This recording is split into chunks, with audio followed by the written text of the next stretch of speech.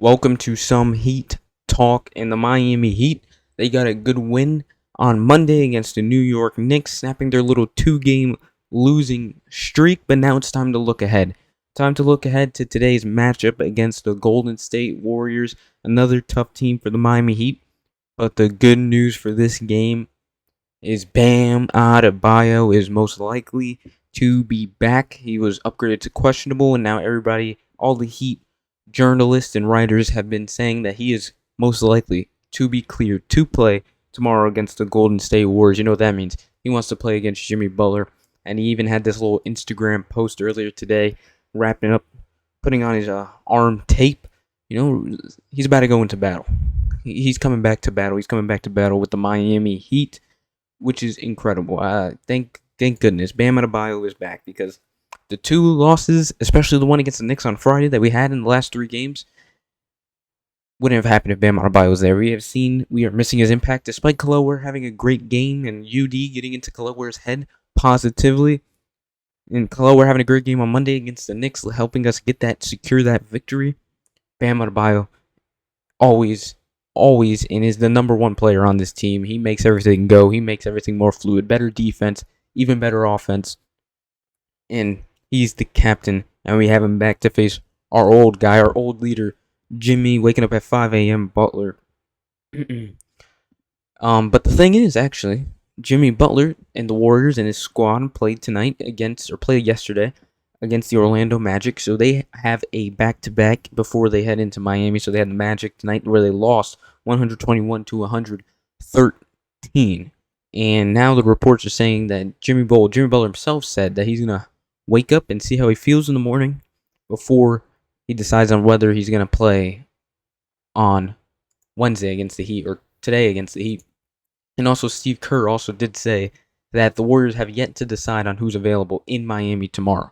But one player for the Warriors, I believe, that should be available is Jonathan Kuminga. He did not play tonight. He didn't play until, I think, Thursday, I believe. He hasn't played since Thursday. He's been dealing with like a knee injury.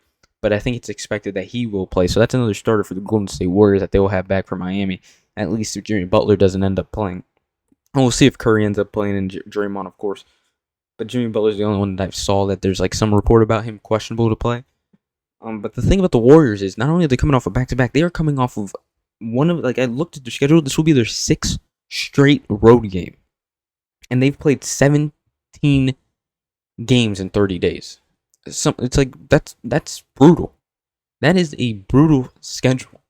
I don't know what the NBA did to the Warriors, but they gave them 6 straight road games in 17 and 30 days. I don't think any team is going to be happy or going to be playing full starters on back-to-backs after that. But the thing is that the Warriors were actually a little hot before their loss against the Magic. You know, they had that little combustion going on in the locker room about people and their goals and personal goals and team goals and blah, blah, blah, blah, blah. Jimmy Butler propaganda going on Thursday after a blowout by the Thunder. And then they came back with 3 wins, 2 wins against the Spurs. Curry had 40 points in each of those games, and they beat the Pelicans. And now they faced the Magic and lost. And honestly, it was about the rebounds for them. Just like it's been with the Heat, it's about the rebounds for the Warriors. Because this game I watched, I was able to catch some of it. Jalen Suggs, Jimmy Butler going at it. But the rebounding was a real issue for the Warriors. I feel like just second chance points, some common things that you see with the Heat. And Wendell Carter was able to dominate them in the fourth quarter with 12 rebounds. They weren't able to put together a run in that fourth quarter to at least get the lead within 5.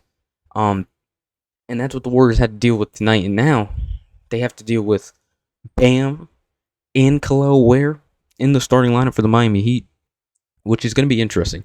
I really want to see how Khalil Ware deals with Draymond Green if he does play physicality. I was interested in seeing that before Bam was able to play. I was thinking, we're just going there with Khalil Ware. Bam's going to probably be out. But now that he's going to be playing, it makes it a little less interesting, but it's still interesting because Khalil Ware is definitely going to be matched up at Draymond on times. And I want to see how he deals with the physicality of Draymond Green, the most physical guy you can probably be guarded by in the NBA. And also, I want to see how they deal with the Miami Heat and their size now that Bam's back, though. Because Khalil Ware, 7-foot center, huge wingspan, and Bam, power forward, still big. Pretty big lineup out there for the Miami Heat against a small Warriors lineup. And they had trouble against the Magic's big lineup. And that was without Paulo Banchero. They still had Franz Wagner, Tristan da Silva, Wendell Carter. Those are three big players right there. And they didn't have Kuminga, of course, but their center was Draymond Green. They had Will Richard, Moses Moody, Steph Curry, Jimmy Butler, and Draymond Green. So that lineup was not big at all. They had Al Horford closing the game. He had 27 minutes, but he didn't do nothing. He was getting bodied by Wendell Carter. Quentin Post has played himself out of the starting lineup this season. They only played 12 minutes, so it's going to be very interesting to see how they deal with the Miami Heat's two bigs that will be probably playing Wednesday for the first time since 2 weeks ago on Thursday against the Nuggets. So Bam will be back tomorrow. The other thing is Tyler Hero, though. Remember, he was listed on ESPN as returning November 17th. That is not happening. There's another report that came out that said he'll be another 1 to 2 weeks before he returns. Which, take as long as you want. He's a scorer. He's a guy. It's a much more serious injury than Bam, obviously. It halted his offseason and everything. So the team's doing just fine. Tyler Hero can take his time, and I still think he won't have any trouble fitting into this team, but it would still be weird. It still raises questions in my head. Will he be able to fit? But I know he's going to be able to fit. I don't know. It's like contradicting. It's very, very weird. My opinion about Tyler Hero returning. But it's another scorer that we can have. But he's going to be coming back in another 1 to 2 weeks, not his November 17th date. That was fake news by ESPN and whatever. I think the new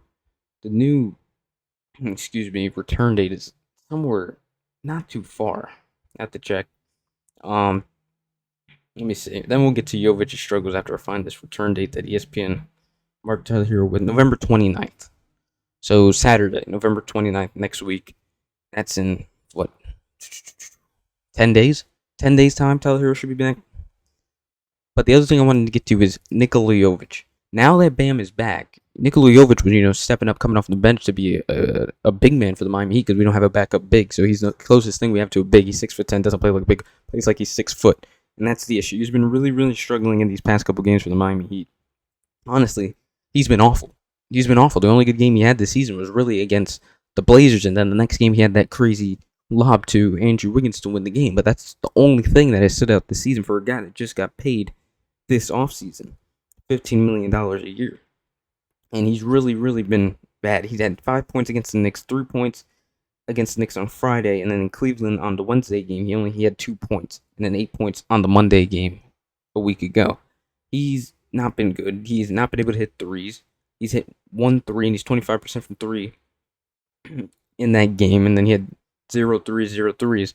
And it's just like he's in his own head. He comes out, he tries to do something. He was a little aggressive to start, and then it just starts to come down. Like once he turns the ball over, it's head down, jogging back to the other side. It's not good. Just not good expressions, or not good. Just you can tell that he's in his own head, and he's just not into the game, and he's not doing what he needs to do. He's getting out rebounded, not being physical enough, picking up fouls. He had 5 fouls in the Friday game, 3 fouls early in the Monday game. At points we have to play Kashad Johnson because Jovic is doing so bad. And it's going to be interesting how he's going to be treated after with Bam coming back, because we don't really need that much of a big presence anymore because Bam's back. We still do. It would still be nice to have Jovic playing. Big guy can do things. We know he has potential to do things. He just doesn't do them. He's been garbage. He's been absolute garbage. He had a turnover where he shot the ball off the damn backboard, ran back with his head down. Come on. It's not good body language, Jovic. We need better from Nikola Jovic. I wonder if he's going to be put in Spo prison. Which, Spo prison's really just a rehabilitation center. Kel'el Ware went into Spo prison this offseason, and he's proven he's better. He's playing with more energy, more emotion, more physicality. Jaime Jaquez went into Spo prison, the Spo rehabilitation center, last year, and he's come back this season looking like the 6th man of the year. So that's going to be really, really interesting. I think it's loading. He's about to be arrested and put in there. But I don't know if it's just yet. Maybe one more stinker, he's arrested and put in Spo jail.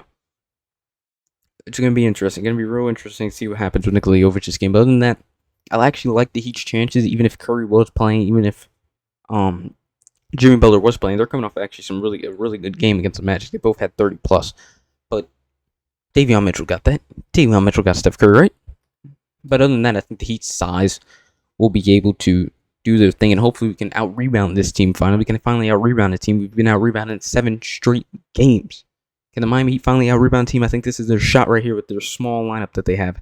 Unless they go out and start quitting post, which is not going to happen. But other than that, Miami Heat Warriors tonight. We'll see what happens. Hopefully we get a win. Hopefully Jimmy Butler. Once Jimmy Butler saw that Bam was playing, he got scared. If he doesn't end up playing, what happened. He just got spooked.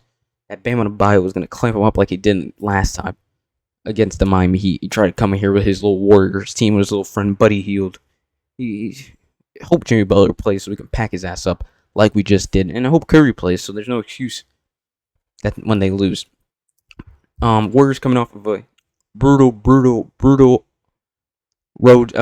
schedule. Heat coming in with some momentum from the Knicks game. We got to get this win. We should get this win. Let's go Heat.